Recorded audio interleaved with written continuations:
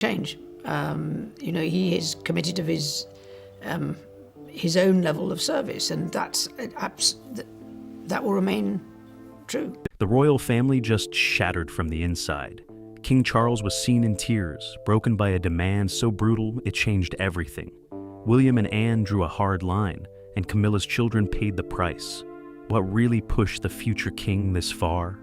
And will the crown ever recover from this? The silent purge. It happened without warning, without a press release, without even a whisper of explanation. One day, Laura Lopes and Tom Parker Bowles were part of the inner circle of the British royal family. The next day they were gone, not physically gone, but gone in the way that matters most inside the palace walls. Their access was cut. Their names were quietly removed from official systems. Invitations stopped. Calls went unanswered. To most people watching from the outside, nothing looked unusual. Was the palace carried on as it always does, composed, dignified, giving nothing away? But behind those walls, something significant had just happened. Two people with direct ties to Queen Camilla, her own children, had been erased from the inner world of the monarchy almost overnight. No statement was released. No spokesperson offered clarity. The silence was total, and that silence said everything. In royal circles, silence is never accidental. It is a tool, a weapon, a message sent without words. When the palace goes quiet about something, it usually means the matter is far too serious to be spoken out loud.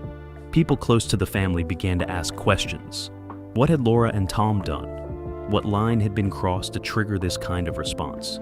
Because this was not a cooling off. This was not a quiet step back. This was a removal, clean and deliberate. The kind that only happens when something has gone very wrong at the highest level. You don't erase people like this unless they crossed a line no one is allowed to cross. The 250 pounds that triggered chaos. It started with a number, not a large number, not the kind that makes headlines on its own, but a number that sat just slightly over a very important line. A payment of £42,750 had moved through a financial channel connected to the royal household. The limit for that particular channel was £42,500.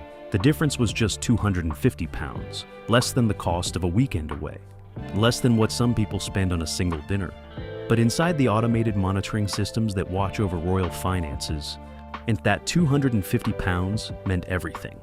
The moment the payment crossed that threshold, a flag was raised. Not a routine flag, not the kind that sits in a queue waiting for someone to review it on a slow Tuesday afternoon. This was a priority red flag, the highest level of financial alert the system could generate. It triggered an automatic investigation, pulling records, cross-referencing accounts, and alerting senior officials within hours. The people responsible for managing royal finances are not casual about their work. Every transaction above a certain level is tracked, categorized, and reviewed. The rules exist for good reason, built over decades to protect the institution from financial scandal. When a priority red alert fires, the response is immediate and thorough. There is no grace period. No quiet phone call asking for an explanation before action is taken. The process begins, and it does not stop until every question has been answered. What made this particular payment even more striking was what investigators found when they started pulling the thread. The payment itself was unusual, but the account it came from raised further questions. The timing raised questions. The pattern of transactions surrounding it raised questions. What had begun as a simple automated alert was quickly becoming something far more complicated than anyone had anticipated. Officials who reviewed the early findings reportedly described the situation as deeply concerning. The numbers told a story that no one inside the palace wanted to be true. But what if that 250 pounds wasn't a mistake? What if it was the key to exposing everything? The billion-pound secret. When investigators began pulling financial records connected to the flagged payment, what they found went far beyond a single transaction. Hidden inside a complex web of trusts, estate arrangements, and legal structures was something that stopped senior palace officials in their tracks. Laura Lopes, Queen Camilla's daughter, a woman who had never held an official royal title, appeared to have access to and potential control over assets worth more than £1 billion. The number was staggering. For context, That kind of wealth places a person among the most financially powerful individuals in the entire country. But what made this discovery so alarming was not the amount itself. It was who held it, and how they appeared to have obtained that position. Laura was not a blood member of the royal family. She was Camilla's daughter from her first marriage, born long before Camilla ever entered the world of the Windsors. Under the long-established rules and traditions of the British monarchy, non-blood relatives do not accumulate or control royal-adjacent assets at this level. It simply does not happen. The leaked files that began circulating among a small group of senior officials painted a picture that many found deeply troubling. Documents suggested that arrangements had been made, quietly and carefully, over a period of years, that gradually positioned Laura in a way that gave her significant financial reach. Whether those arrangements were technically legal or not was something lawyers would need to determine. But whether they were appropriate, whether they respected the spirit of the rules that govern royal finances, was a different question entirely, and the answer appeared to be no. For those inside the institution who had spent careers protecting the monarchy's integrity, this felt like a betrayal. The rules exist not just on paper, but as a foundation of public trust. The idea that someone outside the bloodline could quietly accumulate this kind of influence, without public knowledge or formal approval, triggered a level of outrage that was difficult to contain behind closed doors. Whispers turned into urgent meetings. Urgent meetings turned into something far more serious. Was this a quiet takeover hidden in plain sight? William draws. The line princess. Anne has always been known as the royal family member who does not hesitate, where others might pause, weigh the consequences, or look for a softer path. Anne moves with purpose. So, when she gathered the evidence that had been building across weeks of quiet investigation and brought it directly to Prince William, it was not a casual conversation. It was a deliberate act, a decision to place the full weight of what had been uncovered into the hands of the man who would one day be king. The meeting between Anne and William is said to have been brief but heavy. Anne laid out what the investigation had found: the financial irregularities, the flagged payment, the leaked files pointing to Laura's access over assets worth more than £1 billion, the growing concern among officials that something had been going on for far longer than anyone realized. She presented it clearly, without drama, the way Anne always does. And then she waited. William's response, according to those with knowledge of the conversation, was 4 words. Then we move. Simple, direct, and final. At that moment, the path forward was set. There would be no quiet resolution, no private conversation over dinner where the matter was smoothed over and forgotten. William had made a decision, and it was not a small one. He was choosing the institution over the individuals connected to it, even when those individuals were members of his own extended family through his father's marriage to Camilla. The internal shift that followed was immediate. Officials who had been waiting for direction now had it.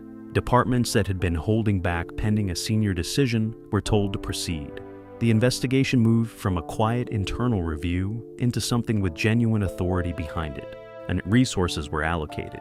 Senior legal advisors were brought in. The circle of people who knew the full picture began to expand in a controlled, deliberate way. William was not acting out of cruelty. He was acting out of responsibility, but that distinction would matter very little to the people about to feel the consequences. And in that moment, the future king chose duty over family. The 48-hour deadline. Once William gave the order to move, the pace of everything changed. What had previously been a careful, methodical investigation operating quietly in the background of palace life suddenly accelerated into something urgent and unforgiving. The measured approach that had characterized the early weeks of the inquiry was gone. In its place came something harder, faster, and far less patient. As a formal ultimatum was issued to those at the center of the inquiry: 48 hours. That was the window given to provide documentation, explanations, and proof that every financial arrangement under scrutiny had a legitimate and fully transparent basis. The deadline was not a suggestion. It came with consequences attached, written clearly in the formal notice delivered through legal channels. If satisfactory evidence of legitimacy was not provided within the time frame, the next steps would begin automatically. Access to certain accounts would be suspended. Legal proceedings would be initiated, and the matter, which had so far remained entirely within the walls of the palace, would be referred to outside authorities.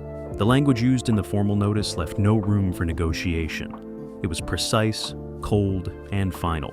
And inside royal systems, a kind of countdown had begun. Not metaphorically, but in a very practical sense.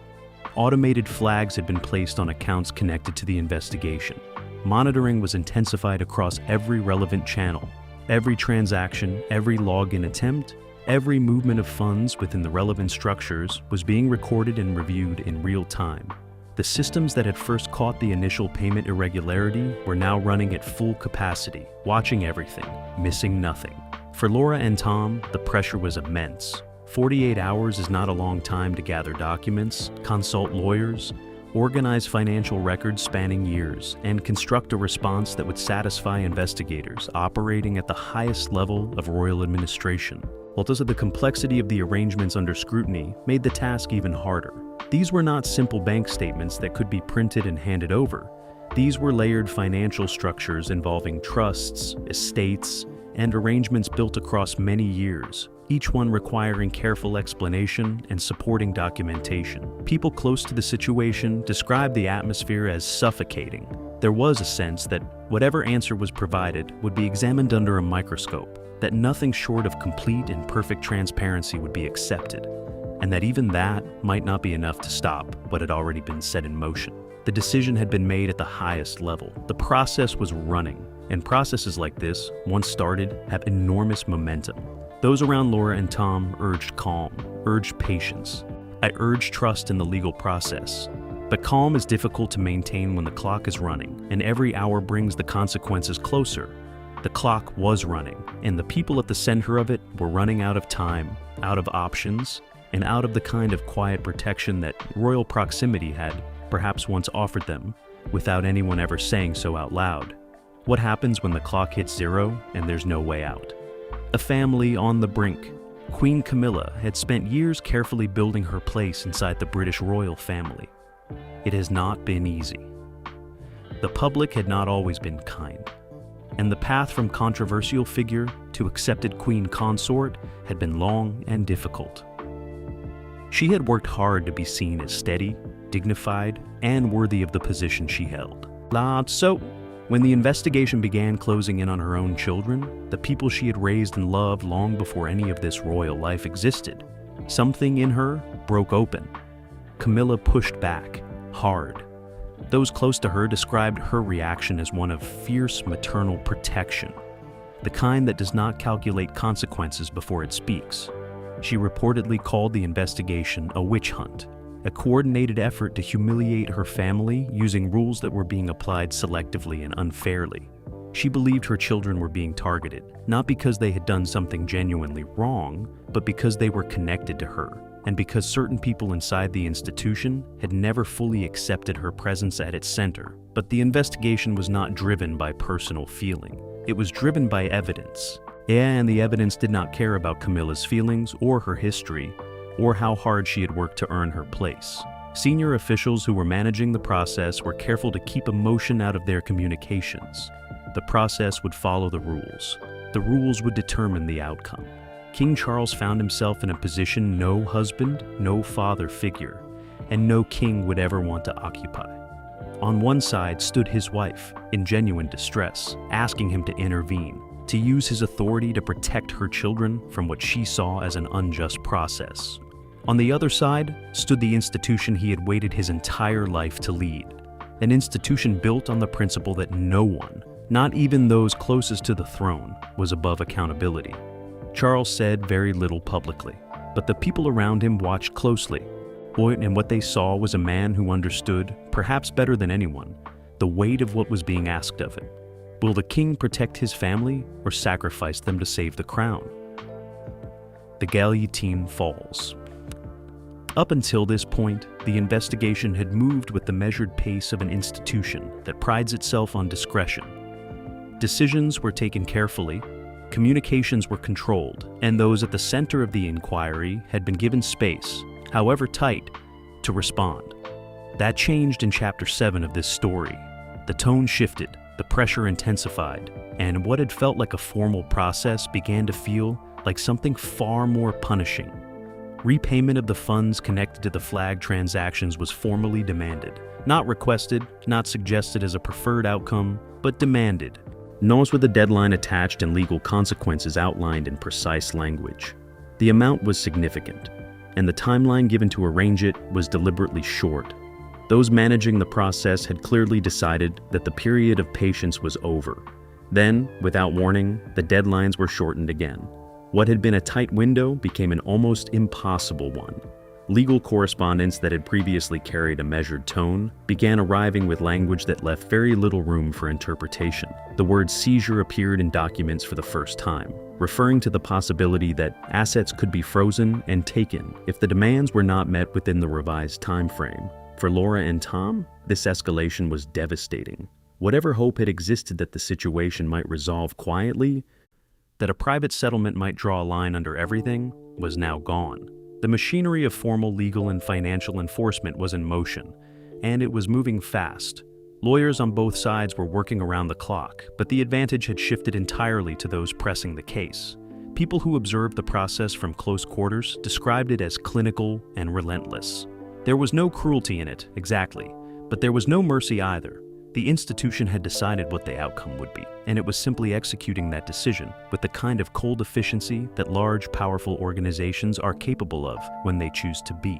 The informal protections that came with being connected to the royal family had quietly disappeared. This isn't just punishment anymore, it's a royal execution without a blade. The cybercrime bombshell. Just when it seemed the investigation could not stretch any further, it did. In a development that stunned even the senior officials who thought they had seen the full picture. Cybersecurity analysts monitoring royal digital infrastructure detected something deeply alarming. Someone had been trying to get in. Not once, not casually, but in a pattern of repeated sophisticated attempts to access protected systems connected to the royal household's internal communications and financial architecture. The attempts had not all failed. Some had succeeded, at least partially, reaching areas of the network that held sensitive records connected to the very investigation that was already underway. The timing was not a coincidence. Whoever was behind the intrusion appeared to know exactly where to look and when to move, suggesting either insider knowledge or access to someone who had it. When analysts began tracing the digital fingerprints left behind by the intrusion attempts, the trail led somewhere that changed the entire nature of the case. The activity appeared to originate from, or pass through, networks connected to Tom Parker Bowles. Whether Tom himself was directly responsible, or whether his network had been used by someone else without his full knowledge, was a question investigators could not yet answer with certainty. But the connection was there, documented and impossible to dismiss. The Metropolitan Police were brought in. The operation was given a name: Operation Glade. The involvement of law enforcement at this level transformed everything. What had begun as an internal royal financial review was now a criminal investigation, though with all the powers, resources, and formal procedures that came with it. Warrants were issued. Digital devices were flagged for examination. The circle of people being investigated quietly expanded. Inside the palace, the reaction was one of stunned disbelief. Financial irregularities were serious, but they existed within a world that institutions like the monarchy knew how to manage. Cybercrime was different. It carried a different kind of shame, a different kind of danger, and it pointed to a level of desperation or calculation that no one had expected to find at the heart of this story. If this is true, then this was never just about money, it was a breach from inside. The $250,000. Peace offering, the money came back. After weeks of mounting pressure, escalating legal demands, shortened deadlines, and the looming threat of asset seizure, the funds at the center of the financial investigation were repaid. On paper, that should have meant something. In most situations, repayment signals a willingness to cooperate, an acknowledgement that something went wrong, and a first step toward resolution. It closes a chapter. It gives both sides a way to step back from the edge. But this was not most situations, and the palace was not in a forgiving mood. The repayment was accepted in the narrow technical sense that the money was received and logged. But no one in the senior circles managing the investigation treated it as a resolution. No statement was issued welcoming the development. No indication was given that the process would slow down or soften as a result. The machinery kept moving at exactly the same pace, with exactly the same intensity, as if the repayment had not happened at all. What made this particularly striking was the absence of any apology.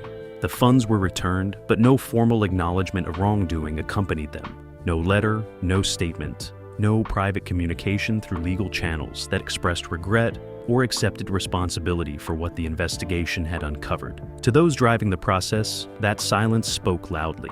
Repaying money under legal pressure is not the same as admitting fault, and the distinction mattered enormously to the people who had spent weeks building this case. Public trust, meanwhile, had taken damage that money could not repair. Details of the investigation had begun moving beyond the tight circle of palace officials and legal advisors. Journalists were asking questions. If people with knowledge of the situation were talking, carefully and indirectly, but talking nonetheless. The outline of the story was becoming visible to the outside world, and the version reaching the public was not a flattering one for anyone involved. For Laura and Tom, the repayment had been an enormous effort, financially and emotionally. They had believed, or perhaps hoped, that settling the debt would ease the pressure. Instead, the pressure increased. New demands followed. New questions were raised about transactions that had not previously been part of the formal inquiry. So, if the debt is settled, why is the punishment getting worse? The Net Titans Operation Glade had started as a focused investigation into suspicious cyber activity connected to royal systems. But investigations rarely stay the shape they start in. As detectives and digital forensics experts worked through the evidence gathered in the early stages, the case began to grow, reaching into corners that no one had initially anticipated, pulling in names and connections that expanded the inquiry far beyond its original boundaries. The development that changed everything in this phase was the identification of a hired information technology consultant whose work had been connected, directly or indirectly, to the network activity flagged during the cyber breach investigation. This individual was not a member of the royal family, not a household name, not someone the public would recognize. But the digital trail linking this consultant to the intrusion attempts was detailed, and investigators considered it significant enough to pursue formally. What made this discovery particularly troubling was what it implied. If an outside consultant had been involved, it meant the breach was not simply a reckless act carried out in a moment of panic or poor judgment. It suggested planning. It suggested that someone had made a deliberate decision to bring in technical expertise from outside, which pointed toward a level of premeditation that investigators had not previously confirmed. The difference between a mistake and a planned operation is enormous, legally and morally, and the evidence was beginning to point firmly in one direction. Court proceedings were initiated, documents were filed. The case, which had been moving through internal palace channels and police investigations simultaneously, now entered the formal legal system, where the rules of evidence, disclosure, and due process would govern everything that followed. Lawyers on multiple sides began preparing for proceedings that could last months or longer. What made the situation even more complex was the international dimension that emerged as investigators continued their work. Financial records, digital communications, and transaction histories stretched across more than one country, meaning that gathering the full picture required cooperation between legal systems and authorities operating under different laws and jurisdictions. Coordinating that kind of cross-border investigation takes time, resources, and careful handling. The case was no longer a contained royal scandal. It had become something considerably larger and considerably harder to control. And now, the question isn't if, but who else is involved. At the £250,000 desperation move. There are moments in a crisis when the people at the center of it stop trying to fight and start trying to buy their way out. Not out of greed, but out of desperation, the kind that sets in when every other option has been tried and rejected, and the walls are visibly closing in. This was one of those moments. A donation of £250,000 was put forward, offered to a royal-connected charitable fund, as what some interpreted as a gesture of goodwill, and others interpreted as something far more calculated. The move was striking in its scale. £250,000 is not a casual sum. It is the kind of figure that is meant to be noticed, meant to signal seriousness. Those meant to communicate that the people making the offer understood the gravity of the situation and were willing to make a significant sacrifice to demonstrate it. In other circumstances, in other institutions, a gesture of that size might have opened a door, created a conversation, softened the position of those holding power over the outcome. The palace refused to accept it as any kind of solution.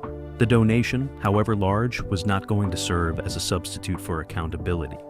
Senior officials made their position clear through legal channels. The charitable offer would not influence the investigation, would not be treated as a mitigating factor, and would not be allowed to redirect attention away from the formal proceedings already underway. The message was delivered without anger, but with absolute firmness. Then came the next blow. Before the donation could even be fully processed or publicly acknowledged, investigators moved to freeze the funds connected to it. The money that had been offered as a peace gesture was now sitting under a legal hold, flagged as part of the broader financial investigation, and therefore unavailable to be used for any purpose until the courts determined otherwise. The gesture had backfired entirely.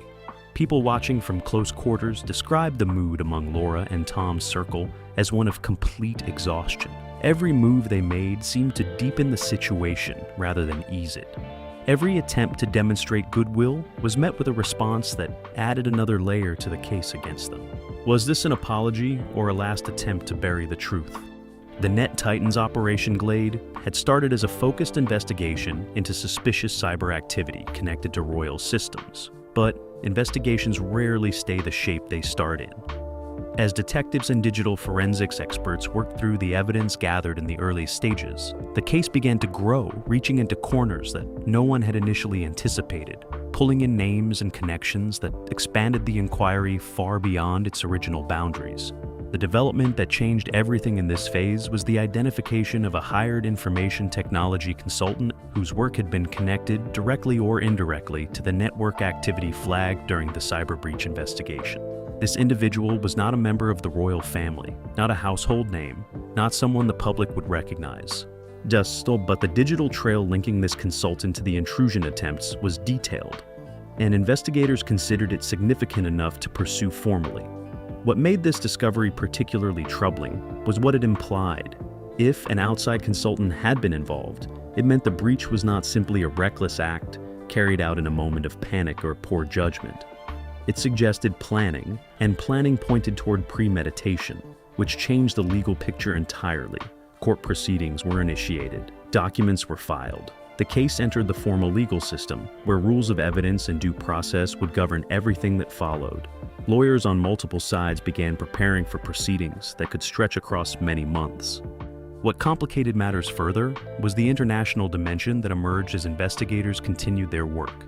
Financial records, digital communications, and transaction histories stretched across more than one country, requiring cooperation between legal systems operating under different laws and jurisdictions. That kind of cross-border coordination takes considerable time and careful handling.